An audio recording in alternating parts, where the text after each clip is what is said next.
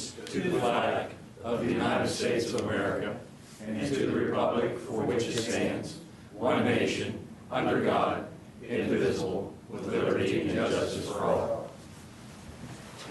Also, Commissioners, if we could just stand for a minute and have a moment of silence for the two deputies that were killed yesterday in Harford County, please.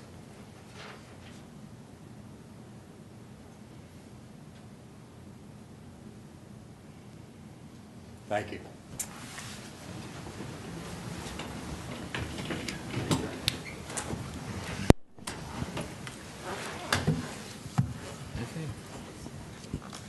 Gentlemen, are there any additions or deletions to the agenda? No, sir. None. Do we have a motion to approve the minutes from the January 28th public business meeting? So moved. Second. All in favor? Aye. First item is our comprehensive annual financial report. Mr. Bennett.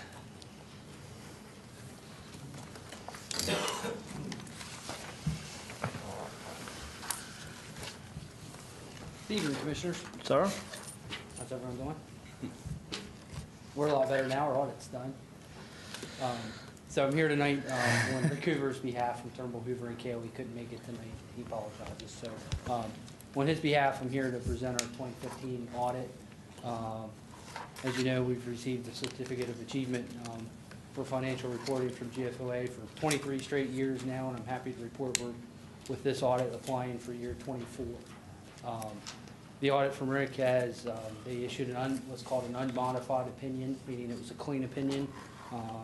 No material misstatements in there, and the financial statements are fairly presented in all material respects. So completely in conformity with generally accepted accounting principles. So we have the CAFR done. It's obviously quite the big document. You guys have the hard copy. Here after the meeting tonight, we'll have it available on our website for the public to review, and wait to start the next year.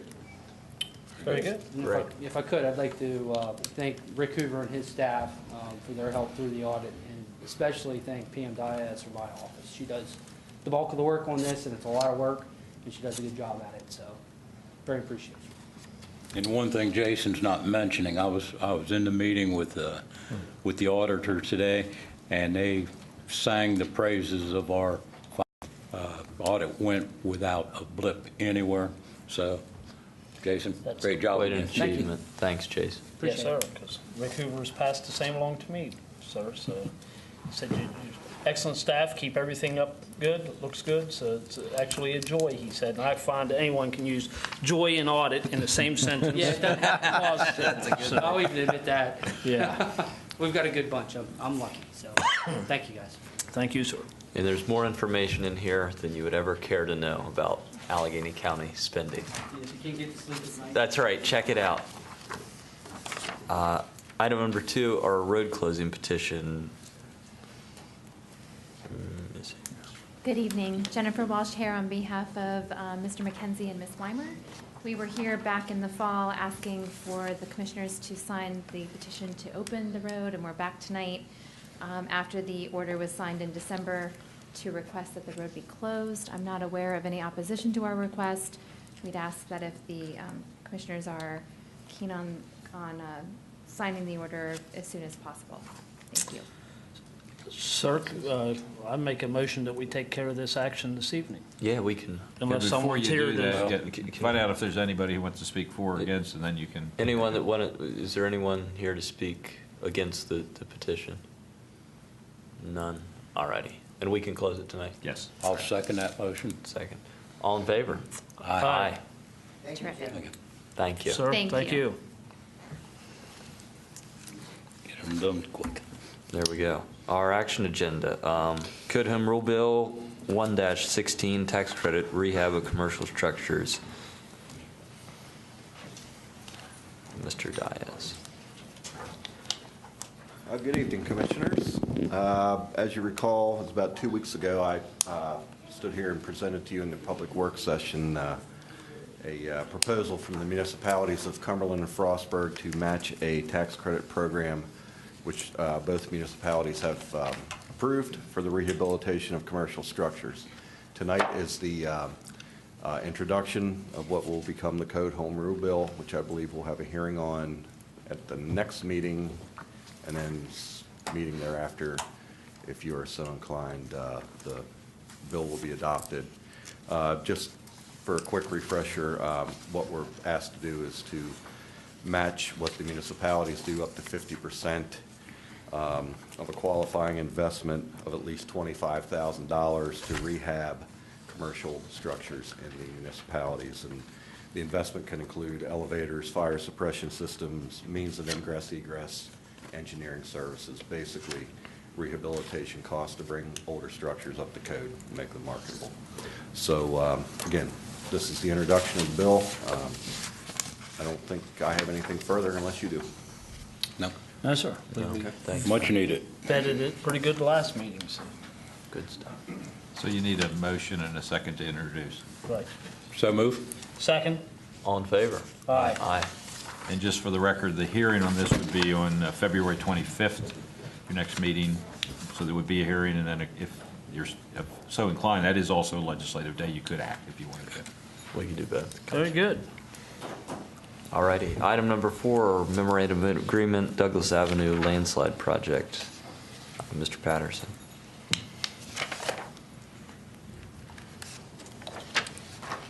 Gentlemen, Sir? I was reviewing the file before I come downstairs, and 364 days ago, we actually approved the memorandum of agreement with the project.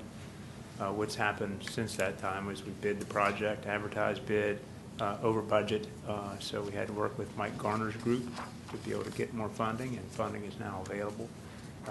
Mike says we can, if Belt is willing to hold the prices, and Belt is in fact willing to hold the prices that they submitted last spring on the project. So I'm here tonight twofold. To one, recommend signing the memorandum of agreement to be able to move forward with the project, and also awarding the project to Carl Belt. Any questions? Great. No, sir. I'd like to Understood. make the motion. Motion? Second. Second. All in favor? Aye. Aye. Thanks, Adam. Thank you. Much needed project, Adam, so. That's for sure. That's a good one. Our consent agenda. Mr. Everly. Commissioners, tonight we have 6 items on our agenda, consent agenda for you to consider.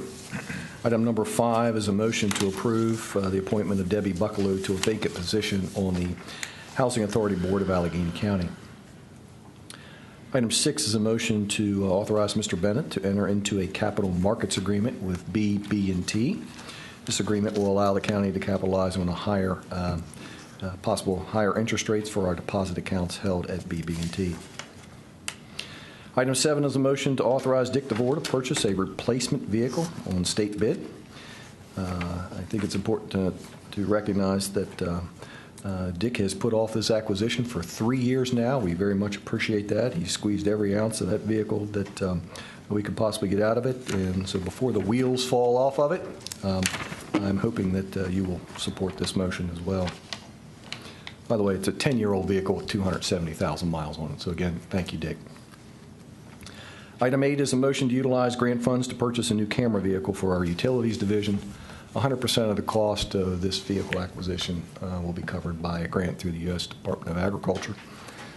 Item 9 is a motion to declare surplus an assortment of firearms surrendered to the Allegheny County Sheriff's Office and authorize their sale in accordance with ATF guidelines. Proceeds from the sale of these items will be used to purchase much-needed equipment. They can't be transferred into our armory? No, sir. Oh, okay. I was just checking. And where do we see those firearms? The intent is to place the firearms on a auction, which is a gun broker auction, and No, Creed and I are going to buy them all before you do that. it'll be fine with me. Over the auction, I'll show them. What, second, I need to borrow some money from someone. Commissioners, item number 10 is a motion to surplus a 1988 Chevy Blazer by the Department of Public Works and authorize its disposal by public auction. I make a motion, we accept the agenda. Second. All in favor? Aye. Thank you. Thank you. Mr. Rudd. I have nothing. Wow. Mr. Everly. I have nothing. Nothing. Mr. Valentine. Just a few real quick things. I testified on a bill that George Edwards has entered yesterday, and the state of Maryland owns approximately 25% of the landmass of Allegheny County. The value of that property is astronomical compared to what we're getting out of it. The property's worth over $220 million, and the last 2 years we've gotten $25,000 from the state for this property. So Senator Edwards has entered a bill that basically Allegheny County would be receiving $1.75 million a year in a payment in lieu of taxes. The bill has strong support. This bill actually passed the Senate last year, but he didn't have time to get it entered into the House. It has been entered in the House this year. The hearing in the Senate went very well, so hopefully this bill will go through and we'll finally start getting some income from some of the state land that is owned here in the county. Great. Very good. Well, gentlemen, I'm going to bring you up to speed. Just briefly, the other night we got an email that they needed a letter of support. Senator Mano did on a manufacturing bill that he needed testimony on the next day, Senate Bill 181. And it was just because of as quick as they needed, we couldn't run it through a meeting. So I did something I rarely ever do, is I emailed back a letter of support for his bill on just my behalf, because I couldn't add all three names without talking to it. So that was done. The next thing, and this is nothing to do with county government, I'm just kind of perturbed here at what our state government is really focusing on with the first part of the session with veto and the governor's veto, that the most important thing in his state seems to be that we got to decriminalize marijuana and make sure our criminals have the right to vote before they're released from prison. And I think that that's absolutely pathetic, that that's what our legislature meets and has to work on with all the problems it's facing this state. So with that being said, gentlemen, I have nothing else this evening. Thank you. Thank you, sir. Well, that's not our focus here. You know, our focus is what can we do to make Allegheny County more attractive towards businesses, and I think we've done well over the past year. The three pieces of that are liquor legislation, which the delegation has taken up. They've introduced that, and I think those hearings are next Monday, the 22nd. And so what they would do, they would allow waiters and waitresses 18 to 20, they can already serve beer and wine. They can't serve spirits. That would address that. They would also expand Sunday sales, and it would allow liquor stores to be open on Sundays. And it was funny because Super Bowl Sunday was just this week, and I took a drive over through Ridgely and Wiley Ford, and you know, those places, you couldn't get in at 2 o'clock. There was nowhere to park, and there wasn't a single West Virginia car. They were all Maryland tagged, and that's where they're going. They're going over there to get their alcohol on Sundays, and we're losing those tax dollars. So hopefully that makes it through the General Assembly, and we won't have to deal with that loss of revenue anymore. So with that's kind of what we've been pushing, and there's a couple more announcements we hope to be making in a couple weeks. Once we get the details worked out. Sheriff. Yes. You've been doing a great job with your opioid town halls, and you have a couple more coming up. Do you want to announce those? We have the one meeting we held in Midland brought in about 150 individuals. I would have been happy if 50 people would have shown up actually to a town hall, but we ended up with well over 150 people that attended. The Sunday, the 21st, going to be in Westernport at 2 o'clock in the afternoon. On Monday, we're going to be in Mount Savage at 6 o'clock from 6 to 8. On the 29th of February, we'll be at Bowling Green, and that's kind of a Bowling Green Crescent Town Hall that will be held at the Bowling Green Fire Department. And then on March the 7th, which is a Monday, I'll be at Mountain Ridge High School in Frostburg, starting at 6 o'clock. So hopefully, we get the word out and get some people to show up there and have a little bit of discussion. Movie. I think everybody come out of the Midland event well informed, especially a lot of the parents that really have no idea, have no association with drugs. They're not involved in a job that they have any connection with drug activity. For instance, law enforcement or the medical field where they deal with addicts and that coming to the emergency room. So we had parents that had no idea the problem we're dealing with in Allegheny County and actually the nation with the heroin and opioid problem. So Great. thanks for asking, Commissioner. And I was at Thank you, Sheriff. I was at the meeting in Midland, and it really was a packed house. The nice thing was, most of the people stayed around for an hour or so after the meeting and talked to people from the health department, talked to the sheriff. The CD that the sheriff shows there, it's a movie that you had 140 people in the room, all ages, and there was not one sound in that room during that video. People really were paying attention. So I would suggest anybody that has a chance to go to any of these meetings, go to them, take your friends and your neighbors. My understanding is the city of Cumberland had 2 ODs just today. I mean, this is just unbelievable, the number of ODs, the deaths, and it's taken a real toll on our entire society.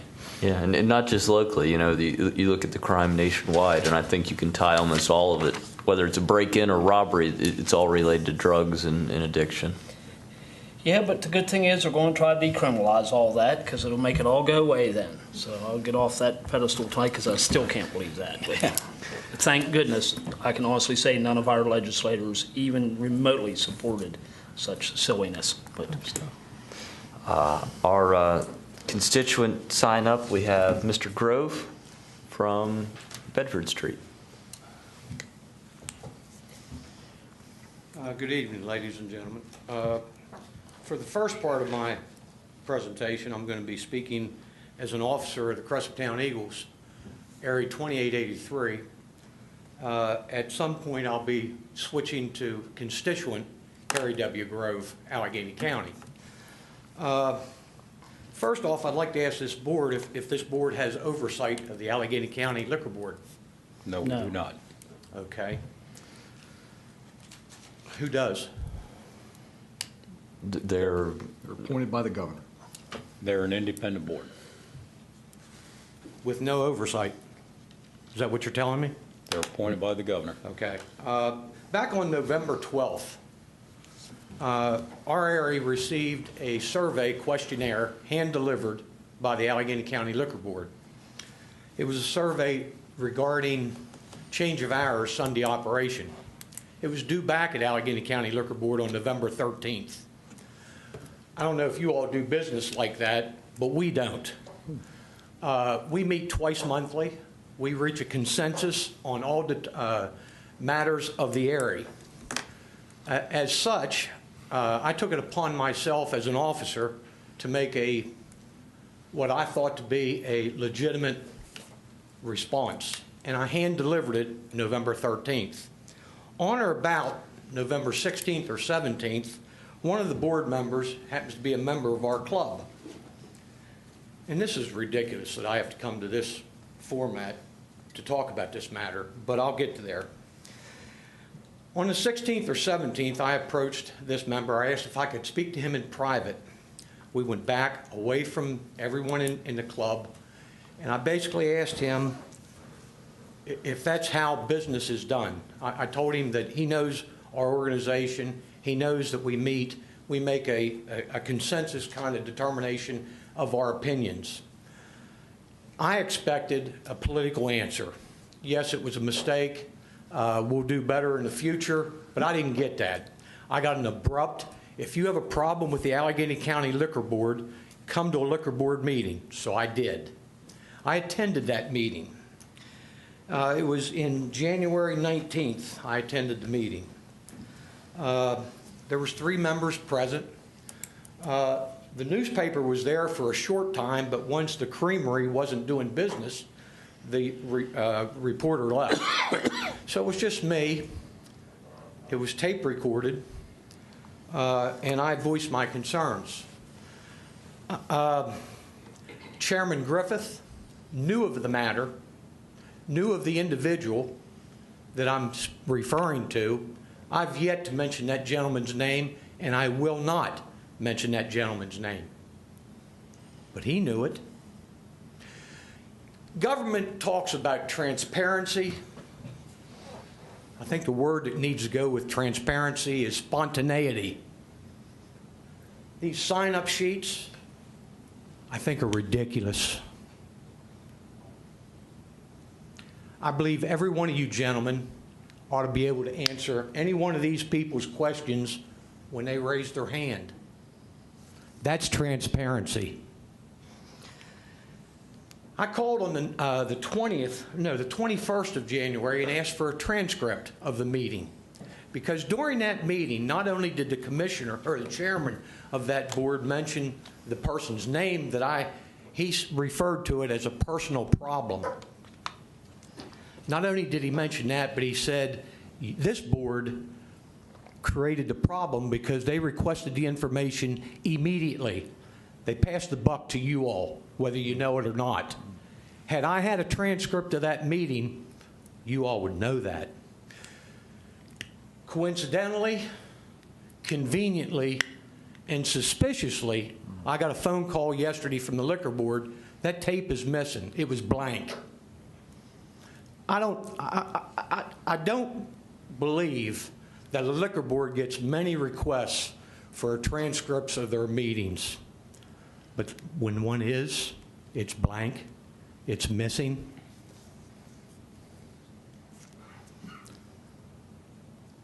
Gentlemen, I'm speaking mainly as Harry Grove, the constituent now. I'm not speaking as Harry Grove, the secretary. I know there's a Public Information Act, and I tried to follow it because I thought there was faults made during the meeting. And I think the gentleman at the meeting realized there was faults made. Thank you.